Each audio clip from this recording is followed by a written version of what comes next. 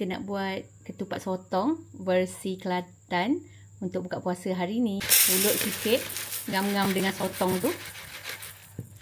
Santan, Cik Syah pakai satu kotak yang kecil 200 ml.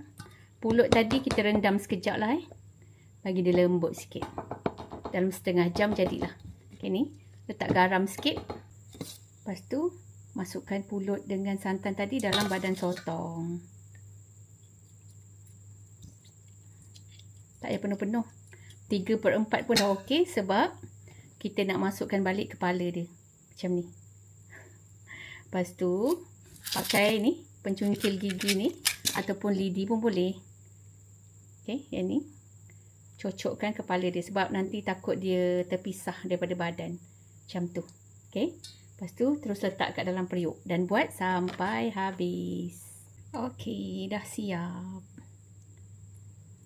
So, bolehlah kita rebus dia. Okey, pastikan kepala dia tak tercabut tau. Okey, macam ni. So, ada sikit lagi je. Nanti kita masukkan dia sekali. Cik Syah suka makan pulut ni, dia jadi manis nanti tau. Sotong Cik Syah ada dalam 15 ekor. Saya sederhana. So, pakai gula nisang ni 2 keping. Tapi kalau tak manis lagi, korang tambah lagi tau. Ni.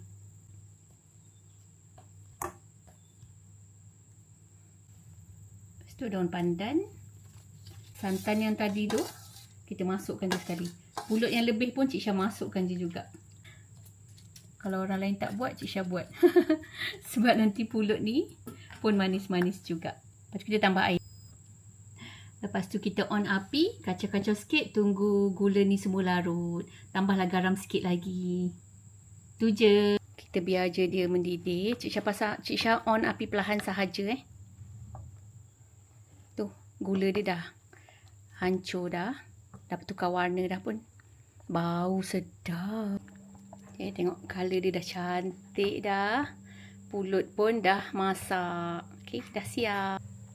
Dah siap dah ketupat sotong versi Kelantan. Tak sabar nak makan. Sekarang ni Zohor pun belum.